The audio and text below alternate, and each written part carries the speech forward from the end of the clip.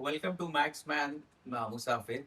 आज हमारे साथ ऐसे गेस्ट है जिन्होंने बहुत सारी राइड्स की हुई है all over India. Solo ride, group rides, of rides, बहुत सारी राइड्स उन्होंने की हुई है। सो वेलकम राहुल भाई, RJ on wheels on Instagram.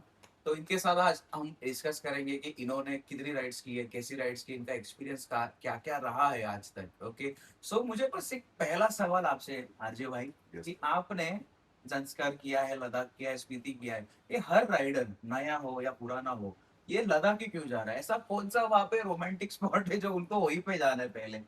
देखो भाई, ऐसा कोई रोमांटिक स्पॉट तो नहीं है। अब वो उस चीज को इतना पब्लिसाइज किया गया है कि उस वजह से उतनी हाइप क्रिएट हो गई है हाँ। लद्दाख की। अब अगर हम लोग देखेंगे सोशल मीडिया पे आज के डेट में हर एक जन लद्दाख में ही देख रहे हैं। वो ओवर क्राउडेड हो गया है। वहाँ का इतना कैपेसिटी भी नहीं है हैंडल करने का, उतने लोग वहाँ पहुंच चुके हैं। बट देन ड्रीम एक ड्रीम राइड इसीलिए बोलते हैं लोग इसे, because of the natural beauty जो वहाँ पे ब्यूटीफुल माउंटेन्स है, रिवर्स है, अनटच जगह है, ऑफ रोड्स है। ये एक एक्सपीरियंस बहुत अलग है और वो एक्सपीरियंस हर एक राइडर करना चाहता है। मे बी इस वजह से उसे हर एक राइडर जाना पसंद करता है। तो ये आज के दिन में जाके, ये कुछ सालों में, 2 या 3 सालों में हाँ, बहुत क्राउडेड हो गया लद्दाख। एक्चुअली आपने जब किया था दैट वाज 2017, करेक्ट? तो तब आपके मन में ऐसा क्या आया जो आज आप देखते हो तो ऐसा लगता है यार लद्दाख में जाने के बाद ये वो चीज रही नहीं लद्दाख में? ऐसी क्या होती है चीज? अब तो उसके बाद तो मैं गया नहीं, मैं जाने वाला हूँ बहुत ही जल्द। बट अगर तब की मैं बात करूँ तब मतलब काफी पढ़ा था, काफी सुना था इस बारे में, लद्दाख के बारे में। यूजुअली मैं मेरे वर्क से रिलेटेड काफी ट्रैवल करता हूँ, तो एयर इंडिया के फ्लाइट्स में एक मैगजीन हुआ करती थी उस टाइम पे, तो उन्होंने एक एडिशन कवर किया था लद्दाख के ऊपर। तो मैं फैसिनेट हो गया था वो पहाड़ देखकर और वहाँ के रास्ते, नदियाँ, वो सब देखकर। तो मेरा मन किया था कि मैं वो राइड करूँ और तैसे मैंने वो की थी 2017 में। तो वो टाइम पे आपको संस्कार हो या स्पीति हो या फिर लद्दाख हो, वो टाइम पे आपको क्या चैलेंजेस मेंटली फिजिकली वो टाइम पे आए थे जो आपको लगता है कि अब कोई राइडर अगर वहां पे जा रहा है तो उतने नहीं आ सकते? देखो, सबसे पहली चैलेंजेस अगर बोलूँ तो बिकॉज वो मेरी पहली बड़ी राइड, हाँ, तो मैं पर्सनली तो प्रिपेयर्ड रेडी नहीं था इसके लिए, बिकॉज मुझे पता नहीं था कि ऑल्टीट्यूड माउंटेन सिकनेस जिसे एएमएस कहते हैं बहुत लोग, और वो कितना सीरियस होता है या उसमें क्या हो सकता है। या फिर वहाँ के रास्ते, या हम जो सिटी में चलाते हैं, रोज चलाते हैं, लोकल कम्यूट करते हैं, या फिर वीकेंड पे जाते हैं, उससे काफ़ी अलग होता है वहाँ का एटमॉस्फेयर बोलिए या फिर टेम्परेचर। उसके लिए प्रिपेयर्ड होना बहुत ज़रूरी होता है। और उस तब तो पहली बार थी इसलिए मैं भी खुद प्रिपेयर्ड नहीं था। बट देन अभी भी जो भी जाएगा मैं उसे ज़रूर कुछ प्रिपरेशंस करने या तैयारियां करने बोलता हूँ हर बार। जिससे भी मैं बात करता हूँ, लाइक कैसे उसे स्टार्ट किया जाए 2 महीने पहले, एटलीस्ट 3 महीने पहले, कैसे अपने आप को तैयार करना चाहिए ऐसी लंबी राइड के लिए। तो वो एक मेरा पर्सनल सजेशन रहता है लोगों से। प्रिपरेशन करना बहुत जरूरी है थी जगहों पे। बेशक जरूर। तो यस। किट लेके जाना, मतलब टायर्स से लेके गाड़ी से लेके खुद के लिए, करेक्ट? सबसे पहले तो मेरा ये मानना है कि लद्दाख जैसी जगह पर जाने के लिए, लद्दाख बोलिएगा, ज़ांस्कार कहना हो या फिर स्पीति, आपकी बाइक और बाइक के एक्सेसरीज से ज़्यादा ज़रूरी होता है कि इंसान को तैयार होना, और उसके लिए फिटनेस बहुत इंपॉर्टेंट रोल प्ले करता है। जैसे कि आपको एक नॉर्मल वर्कआउट करना ज़रूरी है, मे बी नॉर्मल रनिंग हो या फिर एक्सरसाइजेस हो या फिर आप जिम जा सकते हो। बट देन आपको अपने आप को तैयार करना बहुत ज़रूरी होता है। देखो, क्योंकि ये जो राइड है ये एक आपकी मामूली राइड, वीकेंड राइड जैसी राइड नहीं होती है। बहुत बार आपके पेशेंस टेस्ट हो जाते हैं रोड पर, तो ऐसी कंडीशंस के लिए प्रिपेयर करना, अपने आप को एक मेंटली प्रिपेयर करना जिसे कहते हैं, ये बहुत ज़रूरी होता है। आपके कभी पेशेंस चेक हुए? काफ़ी बार, काफ़ी बार। कोई एग्जांपल? आ, मोस्ट, मतलब आपको लगा कि ये तो बेस्ट वाला पेशेंस चेक? पहली बार की अगर मैं बात करूँ 2017 में जब मैं वहाँ गया था, तो वहाँ पर एक जगह है सरचू करके। मुझे कोई आइडिया नहीं थी कि वहाँ पे हायर एल्टीट्यूड है तो वो कितना डिफिकल्ट होगा। तो मैं तो तैयारी करके नहीं गया था, जैसे मैं अब मैं बोल पा रहा हूँ क्योंकि कर चुका हूँ। बट तब मुझे पता नहीं था कि वहाँ पे एएमएस आ सकता है। एंड सरचू में हम लोग कैंपिंग के लिए रुके हुए थे, एंड और शाम होते गई तो तब थोड़ी हालत खराब होने लगी। तब मुझे समझा कि ये एएमएस कितना सीरियस हो सकता है, और वो इतना सीरियस था कि हम सो भी नहीं पा रहे थे। और मतलब जो भी हमारे साथ थे, जितना भी ग्रुप में हम लोग गए थे, उन लोगों का ऐसा ही मानना था कि जल्द से जल्द सुबह और हम यहाँ से निकल गए। तो उस रात हम सोए तो नहीं, और पूरे वक्त हमें यही चिंता हो रही थी कि हम में से कोई मर ना जाए यहाँ पर, इतना सीरियस जिंदा रहना है। जिंदा रहना बहुत जरूरी था। जान है तो जान है। तो सच बताओ तो जैसे सुबह की पहली किरण हुई वैसे लोग बाइक लेके निकल गए, बिकॉज वहां पे रह नहीं पाए। तो अच्छा। क्योंकि तैयारी करना, जैसे मैं बोल रहा था कि तैयारी करना बहुत जरूरी होता है, तो एक इंसान को अपने आप को तैयार करना बहुत जरूरी होता है। उसके बाद में आती है आपकी बाइक, आपके राइडिंग एक्सेसरीज और जो भी आपको लेके जाना है ये लोकेशन सेकेंडरी पे, है। ये सब सेकेंडरी है। सबसे पहली चीज तो होती है कि एक इंसान ने अपने आप को तैयार फिजिकली करना, देन मेंटली, फिजिकली फिर मेंटली। बाकी सब यस। लाइनअप में आ जाते हैं। तो आपको क्या लगता है कि ऐसे जो मोमेंट्स होते हैं, करेक्ट, जहाँ पे हम लोग को लगता है कि ये आखिरी रात है ये जगह पे आखिरी रात है, तो ऐसी सिचुएशन जब आती है तब लगता है कि सोलो राइड करनी चाहिए या ग्रुप में ही करनी चाहिए? आ, देखो मैं ज्यादातर सोलो राइड करता नहीं, मैं ग्रुप ही राइड करता हूँ। ग्रुप राइड हो सकती है आप। और हाँ, एक बहुत जरूरी चीज जो मैं यहाँ बोलना चाहता हूँ, जब अभी ये, हमारे माध्यम से। जी हाँ, अब जो ये टॉपिक निकला है, हमेशा ऐसी लंबी राइड पे बहुत जरूरी होता है कि आप लाइक माइंडेड, मतलब आप जैसे सोचने वाले लोगों के साथ आप राइड करो। क्यों? क्योंकि जैसे मैंने कहा कि बहुत बार पेशेंस टेस्ट होता है, तो बहुत बार ऐसा होता है कि आपकी सोच मेरी सोच से नहीं मिली। ऐसे टाइम पे डिफरेंस ऑफ ओपिनियन होते हैं, और ऐसे टाइम पर हमें एक साथ ही रहना है, एक साथ ही ट्रैवल करना है, एक साथ ही पूरी राइड कंप्लीट करनी है, वो राइड को एंजॉय भी करना है। तो जब तक आप लाइक माइंडेड लोगों के साथ नहीं जाएंगे तो ये राइड सक्सेसफुल नहीं होने। तो आपके साथ ऐसा कोई चैलेंज आया है कि आपने किसी लाइक माइंडेड लोगों के साथ राइड नहीं की है? अनलाइक माइंडेड बोल अनलाइक या माइंडेड से नहीं राइड की है? की और है मतलब की है। चैलेंज क्या था फिर, वो हमारे दर्शकों को बताइए जरा। अब मैंने एक राइड की थी कुछ साल पहले, जांस्कार की थी। हम लोगों ने मनाली से वो राइड शुरू की थी और हम गोम्बो रंजन में रुके थे। गोम्बो रंजन के बाद हमारा प्लान था पदुम जाना, और बीच में पुण्य विलेज आता है, पुण्य विलेज में रुक के फुटकर मोनेस्ट्री का ट्रैक करना हमारा प्लान था, और वहां से उस दिन ही आगे, उसके आगे जर्नी पदुम तक कंटिन्यू करने का प्लान था। बट जो हमारे साथ जो लोग थे, मेरे साथ जो लोग थे, वो हम वो जो ट्रैक है फुटकर मोनेस्ट्री की, वो पुण्य विलेज से ऑलमोस्ट 1 घंटे का ट्रैक है। एंड 1 घंटा वन साइड, 1 घंटा रिटर्न। एंड वो इतना स्ट्रेनियस हो गया हम लोगों का, इतना डिफिकल्ट हो गया वो ट्रैक करके कि वो राइड नहीं कर पाए। बट देन हमारी जो आगे की बुकिंग्स थी या आगे के प्लान थे, उस वो हो नहीं पा रहे थे। एंड और इन लोगों की एएमएस की वजह से थोड़ी हालत खराब हो गई थी। तो इन लोगों ने कहा कि नहीं नहीं, हम राइड कंटिन्यू नहीं कर पाएंगे, हम वापस जाएंगे। पर हमने जो प्लान बनाया था, मुझे वो प्लान फॉलो करना था, क्योंकि हम ऐसी जगहों पर बार बार नहीं जाते। एक बार जाते हैं, ज्यादा से ज्यादा 2 बार जाते हैं, क्योंकि हमें और भी जगह एक्सप्लोर करनी है। तो मैंने डिसाइड किया था कि नहीं, मैंने अगर ये प्लान किया है तो मैं ये करूँगा। तो मैंने ये आगे का जो सफ़र था, जो पदुम करके जगह है संस्कार में, वो मैंने खुद ट्रैवल किया था। और फिर पदुम में मैं जाके नेक्स्ट डे खुद सिंगल सोलो राइड किया था मैंने। वो बहुत डिफिकल्ट था, क्योंकि रास्ते कभी एक्सपीरियंस किए हुए नहीं थे। बहुत डिफिकल्टीज थी वहाँ पर, कुछ खाने के लिए भी कोई जगह नहीं होती है, तो बहुत चैलेंजिंग था वो। पर अगर मन में इच्छा हो, जैसे कि मैंने कहा मन में कि है विश्वास, yes, पूरा है विश्वास। जैसे मैंने कहा कि अपने आप को प्रिपेयर करना बहुत जरूरी है, उस राइड के लिए मैंने अपने आप को बहुत प्रिपेयर किया था। एंड फिजिकल स्ट्रेंथ बोलिए या मेंटल स्ट्रेंथ, वो प्रिपेयर करना बहुत ज़रूरी होता है, और वो मैंने किया था। शायद उस वजह से मैं वो राइड कंप्लीट कर पाया, और जो मेरा प्लान था वो मैंने एग्जीक्यूट कर तो ये आपने सोलो ही किया था? दिया। हाँ, ये तो उसका कुछ पार्ट मैंने सोलो किया। तो उसका जो आपने जितना भी सोलो राइड किया, तो ऐसे बीच में कोई मोमेंट आया आपके है। पास कि आपको लगा अरे मैं आया ही किधर किधर फंस गया? ये इसी राइड का एक एक्सपीरियंस है मेरा, जी। कि जब मैंने सोचा कि मैं सोलो राइड करके कंटिन्यू करता हूँ अपना प्लान। कुछ डिस्टेंस गया, और एक आधा 1 घंटे की राइड करके मैं एक जगह पर पहुंचा। वहाँ पे 2 रास्ते थे, वहाँ पे साइन बोर्ड तो होते नहीं है, या फिर लोग कम होते हैं वहाँ पर। तो मैंने एक रास्ता सिलेक्ट कर लिया था। जैसे मैं उस रास्ते पर आगे जाने लगा, तो एक नी डेप्थ सैंड पिट में मैं फंस गया, और मेरी बाइक फुल्ली लोडेड थी, और बाइक वहां से निकालने का कोई रास्ता नहीं था, और आसपास कोई लोग भी नहीं थे। बहुत ट्राई किया, फाइनली तंग आके बाइक छूट गई मेरे से। और बाइक एक बार छूटी तो बाइक उठ नहीं रही थी। फिर आधा घंटा मैं वहाँ इंतजार कर रहा था, सोच रहा था कि मैं ये राइड क्यों की। जैसे आपने पूछा मुझे कि मैंने ये राइड क्यों किया, मैं वहाँ वहीं से वापस जा सकता था बाकी लोगों के साथ। पर लकीली मुझे एक ग्रुप दिखाई दिया, उन्होंने मेरी मदद की एंड देन उन्होंने मुझे तो वहाँ पे लोकल ही थे? लोकल नहीं थे, वो भी बाइकर्स ही थे पुणे से, अच्छा। आज मेरे बहुत अच्छे दोस्त है वो भी। ओह। तो उन्होंने मेरी हेल्प की और उस वजह से फिर मैंने मुझे वहां से बाहर निकाला।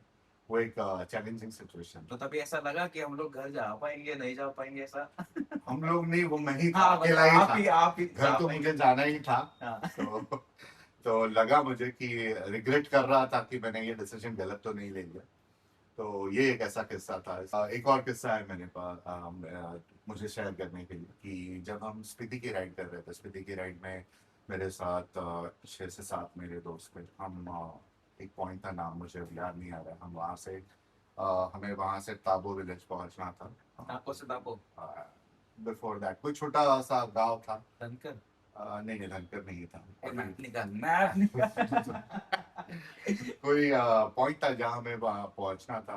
तो बहुत रात हो चुकी थी, और जैसे कि अब मुंबई में जैसे बारिश हो रही है, वैसी बारिश वहां पर हो रही थी। ओह। तेज बारिश, और सनसेट हो चुका था तो अंधेरा हो चुका था। और आपको तो पता है वहां पर रोड लाइट, स्ट्रीट लाइट्स तो कुछ होती नहीं है, लोग होते नहीं, इतने व्हीकल्स, रोड्स और वहाँ तो के है नहीं। माउंटेन्स मतलब थोड़ा भी पानी गिरे तो है। हाँ, बह जाते हैं। शूटिंग स्टोन्स की प्रॉब्लम होती है, बहुत बार लैंडस्लाइड्स होती है, और कीचड़ होता है जहाँ पे बाइक्स कहाँ जा रहे हैं हमें वो भी पता नहीं होता। तो उस प्रकार से हम जब वहाँ से निकले तो एक पॉइंट पर पहुंचे, और हमने एक गांव में हम रुक गए, क्योंकि रात के लगभग 8 बज चुके थे। हमारा ऐसा मानना था कि अब शायद हमें आगे नहीं जाना चाहिए, बिकॉज हमें आगे की सिचुएशन पता नहीं थी रोड की। उस वक्त पे हमें कुछ गांव वाले मिले, उन्होंने बोला आगे जाना सेफ नहीं है, आगे बहुत लैंडस्लाइड्स हुई है, रास्ता गाँव वाले बह चुका कहीं है। ना भाई। वो आगे गाँव वाले। वहाँ के गांव वाले यस। हमें मिले, उन्होंने हमें बताया कि आगे जाना सेफ नहीं है, ये 8 साढ़े 8 बज रहे हैं, तो आप यहीं रुक जाइए। बट वो गांव इतना छोटा था कि वहाँ पे सिर्फ 3 या 4 घर थे। वहाँ पर ज्यादा लोग नहीं थे, वहाँ पर कोई गेस्ट हाउस या फिर कोई होटल नहीं था। तो और ऊपर से हम पूरी तरह से भीग चुके थे।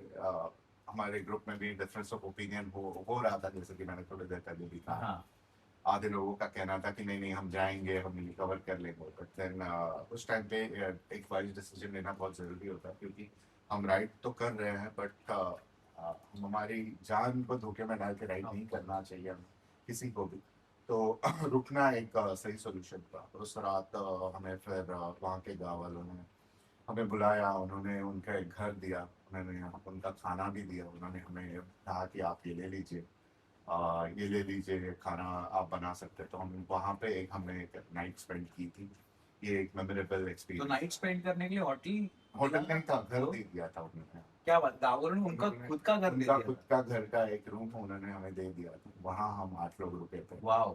और जब हमें उन्होंने खाना भी प्रोवाइड किया, बेडिंग प्रोवाइड किया, उन्होंने कहा कि आप आज रात के लिए यहीं रुक जाइए, क्योंकि आगे जाना सेफ नहीं है। और जब हम सुबह निकले तब हमने सुबह हम जैसे सुबह हुई, बीआरओ ने रोड्स ओपन किए, तब हम उस तरफ जाना शुरू किया, हमने टापू की तरफ। तब हमें पता चला कि कल रात को हमने जो डिसीजन या फैसला लिया था कि हमें आगे की जर्नी नहीं करनी चाहिए, वो दैट वाज बहुत सही था। राइट।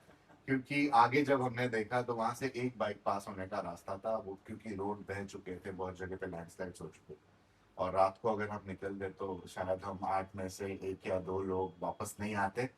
तो हमने यही सोचा कि कभी कभी एक सही डिसीजन लेना बहुत जरूरी होता है। और कॉमन में एक्चुअली अकेले रहेंगे तो डिसीजन लेना इजी होता है, यस। बट बहुत लोगों में एक डिसीजन लेना बहुत बहुत बहुत डिफिकल्ट होता है, डिफिकल्ट होता कि ज्यादा लोग, ज्यादा थिंकिंग पावर बढ़ जाती है, कोई हाँ कहता है, कोई ना कहता है, तो ऐसे इंसिडेंसेस तो है, तो होते हैं। टेक्निकल आंसर्स देने पड़ते हैं। टेक्निकल आंसर से ज्यादा मैं कहूंगा कि बहुत बार हमें अपने लाइफ के बारे में सोचना होता है। ऐसे टाइम पे अपने फ्लैशबैक में अपने दिमाग में पूरी लाइफ आ जाती है सामने, कि मैं कहाँ हूँ, मैं क्या कर रहा हूँ, घर पे मेरे घर वाले इंतजार कर रहे होंगे। तो ऐसी सिचुएशंस काफी सोच समझ के डिसीजंस लेने की जरूरत होती है। तो मैं बस हमारे जो व्यूअर्स है उनको बताना चाहता हूँ कि इससे आपने अपने को यही सीखना है कि आप इंडिया के कोई भी जगह पे अगर जाओगे और आपका बर्ताव, आपकी बातें अगर सही रही, तो वहाँ के लोकल्स आपको एज अ, बोलते हैं ना, अतिथि देवो भव, वैसे ही ट्रीट करेंगे।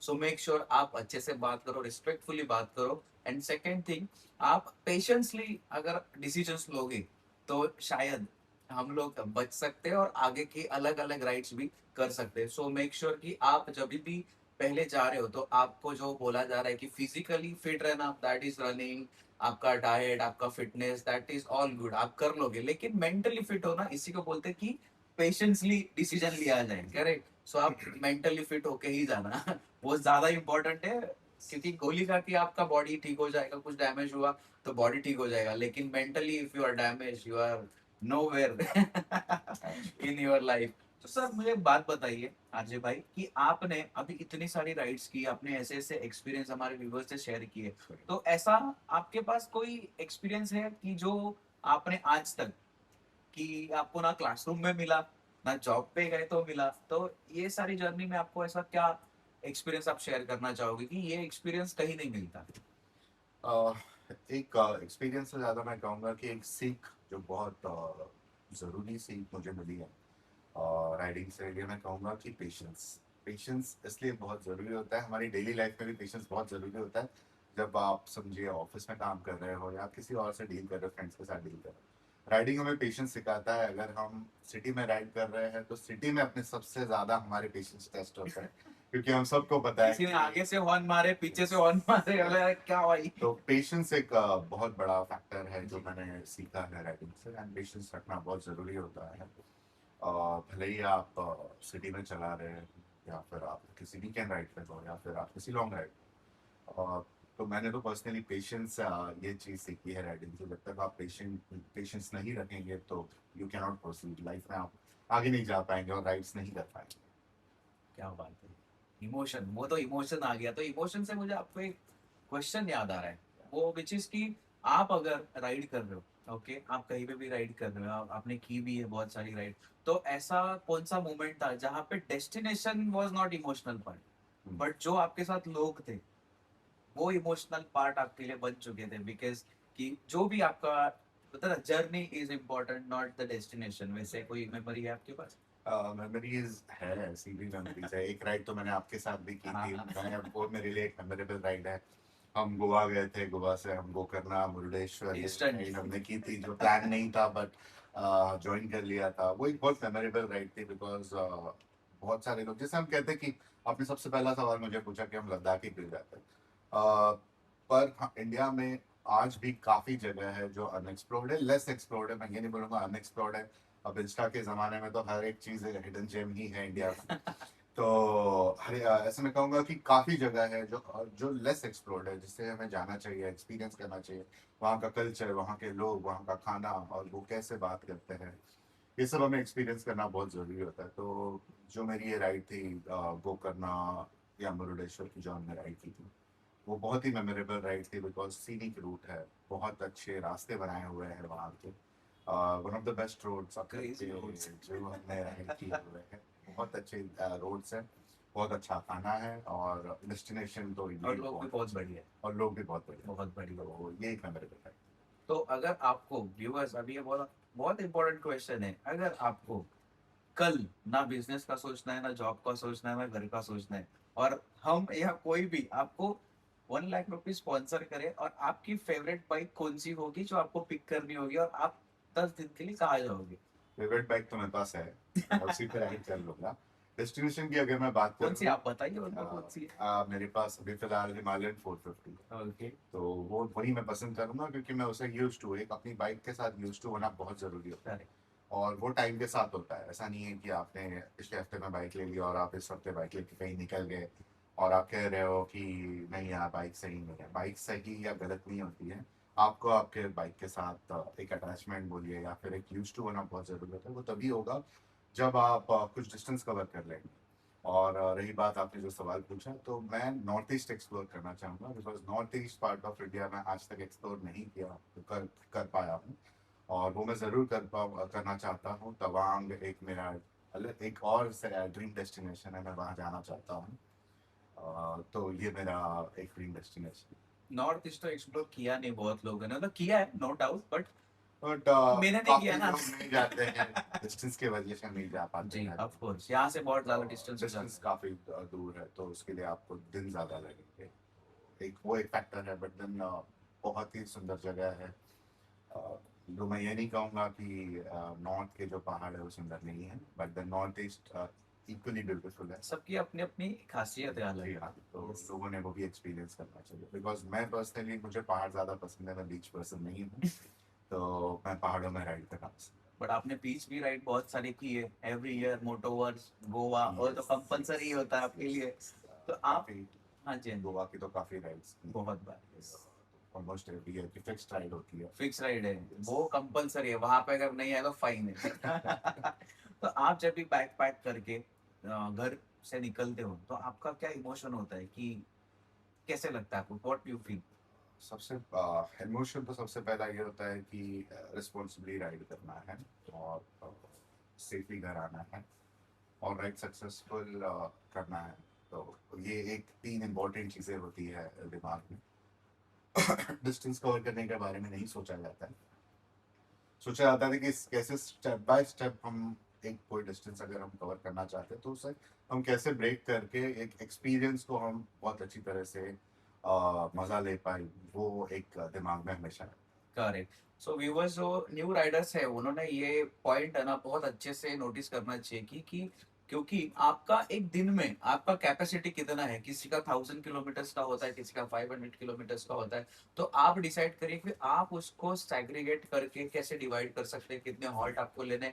एंड एज अ गेस्ट आप भी और मैं भी एज अ राइडर सजेस्ट करेंगे कि सन डाउनर होने के पहले आप एक ऐसे सेफ जगह पे पहुंच जाओ जो जहां से आपका hotel probably maximum 20 kilometers ho, so that will be safe for you and your group as well, correct? Yes exactly. कभी भी राइड सनराइज से पहले स्टार्ट करना बहुत ज़रूरी होता है और कोई राइड को सनसेट तक एंड करना बहुत ज़रूरी होता है। अ, आज हमारे देश में रोड्स इतने अच्छे नहीं हैं, इसीलिए नाइट राइड्स इतने सेफ नहीं है। कुछ ट्रैफिक रेगुलेशंस हमारे यहाँ पर फॉग भी लैंप्स भी बंद करने, हाँ, जी जी। ट्रैफिक रूल्स हमारे यहाँ पे इतने स्ट्रिंजेंट है नहीं कि हम हर एक चीज़ का ध्यान दें, इसलिए बेहतर यही होगा कि हम सनराइज से पहले राइड स्टार्ट करें और सनसेट से पहले उसे खत्म करें। ओके ग्रेट, तो ये नोट कर लेना। और फॉर एग्जांपल अगर आपके घर पे, पता ही है राइड करते हैं, आपके घर में वाइफ है, बेटी है, मॉम डैड सबको, भाई वगैरह सब लोगों को, आप ऐसे कौन सा मोमेंट है उनको नहीं बताना चाहोगे कि आपके राइडिंग लाइफ में कि ये बताएंगे तो थोड़ा टेंशन आ जाएगा? और अगर मैं जो मैंने इंसिडेंट शेयर किया कि जब हम स्पीति के एक छोटे से गांव में फंस चुके थे, उस रात को मुझे घर से काफ़ी कॉल्स ट्राई किए जा रहे थे, पर वहाँ पर नेटवर्क नहीं था। तो उस दिन उन्होंने बहुत ट्राई किया कॉल करने के लिए, और उस वक्त में कैसा होता है कि हम अपने बारे में सोचते हैं, बट हमें ये भी सोचना चाहिए कि कुछ लोग घर पर भी है जो हमारी वो क्या चिंता कर सोच रहे रहे हैं हैं, करेक्ट। और जो हमारे लिए रुके हैं। तो बहुत ज़रूरी होता है कि मैं ये नहीं कहूँगा कि कोई चीज़ छुपानी चाहिए घर वालों से, एटलीस्ट आप आपके दोस्तों से छुपा सकते हो, बट आपके घर वालों से हमेशा आपको एक अपडेट शेयर करते रहनी चाहिए कि ये मेरा आज का दिन का प्लान है, मैं यहाँ से निकलने वाला हूँ और लगभग इतने बजे तक मैं यहाँ पर पहुँचने वाला हूँ। Timing update. कॉल पे बात करना तो सजेस्ट नहीं करूंगा राइड पे, बट जब भी आप छोटे छोटे ब्रेक्स लेते हो, एक पॉइंट बना लेना चाहिए कि आप आपके घर पे या आपके किसी नजदीकी दोस्त को आपको बताते रहना चाहिए कि आप कहाँ तक पहुंचे। वन पॉइंट ऑफ कांटेक्ट होना। हमेशा होना चाहिए एक वन पॉइंट ऑफ कांटेक्ट, आपका कोई दोस्त हो सकता है या तो कोई फैमिली मेंबर हो सकता है, आपको हमेशा उन्हें इन्फॉर्म करके रखना चाहिए। ये सेफ्टी के लिए बहुत ज़रूरी होता है, ताकि कल को अगर कोई अनटूवर्ड सिचुएशन हो जाए तो उन्हें भी पता लगा सकते हैं या पता कर सकते हैं कि वो हमारा जो घर का आदमी वो कहाँ है और कहाँ कर रहा है। तो ये एक बहुत ज़रूरी बात है। Okay great. तो आपने लद्दाख में इतनी बार राइड किया हुआ है, सोलो भी हाँ। कुछ पार्ट किया हुआ है आपने, और ग्रुप के साथ भी किया हुआ है। तो मुझे बस जानना चाहता हूँ मैं कि इंस्टाग्राम पे अभी जितने भी रील्स, जितने भी इन्फ्लुएंसर्स सब लोग पोस्ट वगैरह कर रहे हैं, तो आपको क्या लगता है कि उसके बारे में, लद्दाख के बारे में जो वो दिखा रहे, ओके, और आपने विजिट भी किया हुआ है 2017 में भी, और अभी जो लोग जा रहे हैं उसके बारे में आपको क्या लगता है, क्या ट्रूथ है क्या मिथ है, आपको क्या लगता ट्रूथ एंड मिथ की अगर मैं बात करूँ तो तब जब मैंने 2017 में ये राइड की थी, तब इतने रोड्स नहीं थे, काफी पैचेस में ऑफ रोड्स थे, देयर वर नो रोड्स, पूरी तरह से कोई रोड थे ही नहीं। आज अगर जितने भी लोग मेरे पहचान के जा चुके हैं पिछले 1-2 साल में या 3 साल में, मैं देखता हूँ तो उनसे मुझे यही सुनने मिलता है कि अब लद्दाख में काफी कुछ टारमैक रोड्स बना दिए गए हैं, अब वो पहले जैसे डिफिकल्ट नहीं रहे। डेवलप्ड हो गया है। अभी बीआरओ ने काफी हद तक काम कर दिया है, जहाँ पर बिकॉज शायद उसे टूरिस्ट अट्रैक्शन की वजह से बोलिए इतने लोग जा रहे हैं, तो उस वजह से वहाँ के रोड्स बन गए हैं रोड्स। पर अब वो पहले जैसा बात नहीं रहा इन हाँ, टर्म्स ऑफ कम लोग होना। एडवेंचर नहीं रहा। एडवेंचर एडवेंचर तो आज भी है, मैं ये नहीं कहूंगा, कुछ पैचेस में आज भी है एडवेंचर, नाम उनका मैं यहाँ शेयर नहीं करूंगा, नहीं तो फिर वो भी हिडन अरे जेम हो जाएंगे। तो बट आज भी ऐसे काफी जगह है वहां पर लद्दाख में जो कम लोग जाते हैं, ऐसा नहीं बोलूंगा कि कोई नहीं जाता, कम लोग जाते हैं। और ऐसी जगह जानी चाहिए, ऐसी जगह सिर्फ एक छोटे ग्रुप को ही पता रहनी चाहिए, ज्यादा लोगों को बतानी नहीं चाहिए, क्योंकि एक सिविक सेंस बहुत जरूरी होता है। और we are lacking in civic sense nowadays. तो ये एक बात है। Okay, great. आपका ऐसा कोई इंसिडेंस हुआ है कि जहाँ पे आप ऐसा क्लोज कॉल हो गया है कि जहाँ पे इट इज लाइक कि इतना क्लोज कॉल है कि मेरा लाइफ सैक्रिफाइस हो सकता है यहाँ पे, ऐसा कोई मोमेंट था आपके पास? फॉर्चुनेटली जब से मैंने राइडिंग स्टार्ट की है तब तक ऐसा क्लोज कॉल तो मेरे लाइफ में नहीं आया, और गॉड मैं ना ही ब्लेस। चाहूंगा कि ऐसा कोई भी मोमेंट किसी भी राइडर के साथ आए। अ, बस यही कहना चाहूंगा। बट ज्यादा करके सारे मोमेंट्स गोवा जब आते हैं तो हमें सुनने मिलते हैं, क्योंकि जी सारे राइडर्स गोवा में आते हैं right, एक साथ मोटोवर्स के लिए जी 3 दिन के लिए, सब हमें ये सारी चीजें सुनने मिलती है कि एक्सीडेंट हो गया, कोई रिटर्न जा रहा है, क्योंकि right, हमारे ग्रुप में भी हुए वो सारी चीजें। जी तो आप नए जो राइडर्स अभी मोटोवर्स के लिए आना चाहते हैं या आने वाले हैं, राइट। तो उनको आप क्या एक्सपीरियंस के हिसाब से आप क्या बताना चाहोगे? पहली इम्पोर्टेंट चीज कि जल्दी सुबह स्टार्ट करना है, जो मैंने कहा कि जी। जल्दी आप किसी किसी भी सिटी से निकल रहे हो, आपकी सिटी से निकलते वक्त कभी भी सनराइज के पहले स्टार्ट कीजिए। सुबह निकलने का एक अलग एडवांटेज होता है कि रास्ते पर ट्रैफिक कम होता है, लोकल जो लोकल्स है, जो हम जिस सिटी से पास हो रहे हैं, जिस गांव से पास हो रहे हैं, वो उस टाइम पर रोड पर नहीं होते, तो उतना ट्रैफिक कम होता है, ट्रक्स कम होते हैं सुबह। तो सुबह निकलना बहुत जरूरी है। एक मैं ये नहीं कहूंगा कि बड़े ग्रुप में निकलना बहुत जरूरी है, बट आप जिस तरीके से कन्वीनियंट है आपके लिए, समझिए आप 2 लोगों के साथ या 3 लोगों के साथ एक छोटे ग्रुप में राइड करना बहुत जरूरी होता है। होता है कि उसकी जरूरत हमें पड़ सकती है, समझिए कहीं ब्रेक डाउन हो रहा हुआ है किसी के साथ, तो आपके दोस्त आपके साथ हेल्प करने के लिए है। ब्रेक लेने चाहिए, रेगुलर इंटरवल्स में ब्रेक लेनी चाहिए, हाइड्रेटेड रहना बहुत जरूरी होता है। जैसे कि धूप निकल आती है और हमें उसको स्ट्रेच नहीं करना चाहिए, और अगर किसी को नींद आ रही है तो उसने एक आधे घंटे का ब्रेक या एक शॉर्ट पावर नैप ले सकता है, ये मैं कहना चाहूंगा, ये एक मेरा सजेशन रहेगा। और ट्रैफिक रूल्स को तो फॉलो करना ही चाहिए, राइडिंग गियर्स कभी मिस नहीं करने चाहिए। विदाउट राइडिंग गियर्स तो रोड पर जाना ही नहीं चाहिए किसी राइडर को। आप कितना भी डिस्टेंस कवर कर रहे हो, आप 50 किलोमीटर की राइड कर रहे हो या 100 किलोमीटर या एक 500-600 किलोमीटर, आप विदाउट अ प्रॉपर गियर कि आपको राइड कोई भी राइड करनी ही नहीं चाहिए, ये मेरा पर्सनली एक मानना है। और मैं चाहता हूँ कि हर एक राइडर राइडिंग गियर्स को बहुत ज़्यादा इंपॉर्टेंस दे। लोग आज बाइक्स और एक्सेसरीज कैमराज इसको ज़्यादा प्रायोरिटाइज करते और हैं। आजकल बोलते हैं ना कि सस्ते से लेके कॉस्टली तक सब कुछ मिलता है, so everybody can afford. Correct correct, देखिए राइडिंग गियर्स पे इन्वेस्ट करना बहुत ज़्यादा ज़रूरी होता है। क्यों मैं ऐसा कह रहा हूँ, क्योंकि आपकी बाइक को अगर कोई डैमेज हुआ तो आप उसे इंश्योरेंस में क्लेम कर सकते हो, या तो फिर आप खुद के पैसे इन्वेस्ट करके भी उसे ठीक कर सकते हो। यस। बट अगर एक पर्सन का डैमेज होता है, एक इंजरी होती है, एक्सीडेंट में कोई इंजरी होती है, वो एक ट्रॉमा है आपके, आप अपने आप के लिए भी और आपके फैमिली मेंबर्स के लिए भी। इसलिए राइडिंग गियर्स को प्रायोरिटाइज कीजिए, बाइक के सीसी को नहीं, किसी राइडिंग एक्सेसरी जैसे कैमरा माउंट्स इनको नहीं। इंटरकॉम्स के से ज्यादा इंपॉर्टेंट होते हैं राइडिंग गियर, जिसमें आते हैं प्रॉपर फुल फेस हेलमेट, एक राइडिंग जैकेट, एक ग्लव्स, राइडिंग राइडिंग पैंट बोलिए या फिर नी गार्ड कह सकते हो, और एक प्रॉपर राइडिंग शूज, ये होना बहुत जरूरी होता है। और मैं जिन्हें भी मिलता हूँ, जिससे भी मिलता हूँ, जो भी नया राइड स्टार्ट कर रहा है, उनका यही सवाल होता है कि मैंने अभी राइडिंग स्टार्ट किया है, कौन सा कैमरा अच्छा है। मैं उसे कैमरा लेने नहीं कहता, मैं उसे यही सजेस्ट करता हूँ कि आप इन्वेस्ट कीजिए अच्छे राइडिंग गियर में। आज तो जैसे कि आपने कहा, हर एक बजट के लिए राइडिंग गियर्स अवेलेबल है, तो आपके बजट के हिसाब से जो राइडिंग गियर्स फिट बैठते हैं आपके बजट में, आप उन्हें सिलेक्ट कीजिए। बहुत सारे ऑप्शंस अवेलेबल है मार्केट में। एक सी सर्टिफाइड हेलमेट होना बहुत जरूरी है, एज सर्टिफिकेट वाले जो हेलमेट्स होते हैं, राइडिंग गेयर्स होते हैं, इनमें इन्वेस्ट करना बहुत जरूरी है। मुझे भी आपने सिखाया, मैं भी पहले पैड पहन के ही चलाता था, बाद में भाई ने बोला कि इन्वेस्ट करना बहुत जरूरी है, तो आप भी इन्वेस्ट करिए आपके हेल्थ के लिए, आपके बॉडी के लिए, क्योंकि आपको जो बॉडी मिली है that is the God gift, जो रिप्लेस हो नहीं सकता। पार्ट्स रिप्लेस हो सकते हैं लेकिन बॉडी वापस वैसे फंक्शन नहीं कर पाती। We have seen many people, so make sure कि आप आपके बजट के हिसाब से आप इन्वेस्टमेंट आपके खुद के लिए, लाइफ के लिए करिए।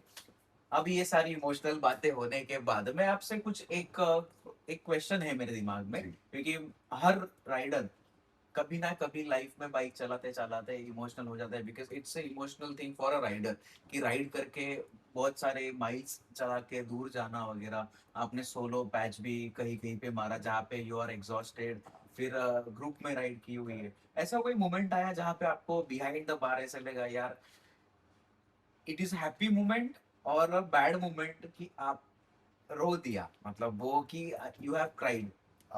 नॉट नॉट ऐसा लिटरली क्राई तो नहीं किया हाँ, है, I have not literally emotional. Cried. हाँ, बीइंग इमोशनल तो हुआ हूँ। अगर मैं बात करूँ, ज़ांस्कार वैली में एक बहुत ही ब्यूटीफुल माउंटेन है जिसका नाम है गोम्बो रंजन। इसके बारे में अब काफी काफी रील्स रील्स और वगैरह है। वीडियोस आ रहे Yes, हैं इंस्टाग्राम पे, बहुत यूट्यूब भीड़ पे। हो गई वहां पे भी अभी। अब काफी भीड़ हो Yes. चुकी है। मैंने जब इसे 4 साल पहले किया था तब उसके बारे में ज्यादा लोग जाते नहीं थे वहां पर, तो वो एक इमोशनल मोमेंट था मेरे लिए। जब आप गोम्बो रंजन इस माउंटेन को विजिट करते हो, ये बहुत ही ब्यूटीफुल माउंटेन है। और गोम्बो रंजन के बारे में ये कहा जाता है कि जैसे टाइम पास होता है, वक्त आगे गुजरता जाता है, सन की जो लाइट है वो उस माउंटेन पे गिरती है और उससे अलग अलग शेड दिखते हैं उस माउंटेन के। तो ये एक बहुत ही इमोशनल मोमेंट था, बिकॉज मैंने काफ़ी पढ़ा था, सुना था इस बारे में, और वो एक्सपीरियंस करना एक मेरे लिए एक पर्सनली बहुत। Thank you so much thank you. For being our guest. So viewers, आज हमारा पॉडकास्ट यही खत्म होता है, लेकिन हम आपसे यही एक्सपेक्ट करते हैं कि आप जो भी पॉडकास्ट में हमारे साथ देख रहे हो उसे आप फॉलो करें, और आप उसे एक सीरियस नोट पे डिसीजन लेने में, पेशेंस सीखने में, फिजिकली फिट होने में आप उसका यूज करके, अगर आप इसका कुछ भी फायदा करके ले रहे हो, that is grateful for us, और वो आपके लिए भी ग्रेटफुल रहेगा, और आप आगे जाके सोचोगे कि अच्छा हुआ हमने वो पॉडकास्ट देखा था, वो गेस्ट को देखा था, so that it help us. So thank you for watching our channel, thank you so much, have a good day.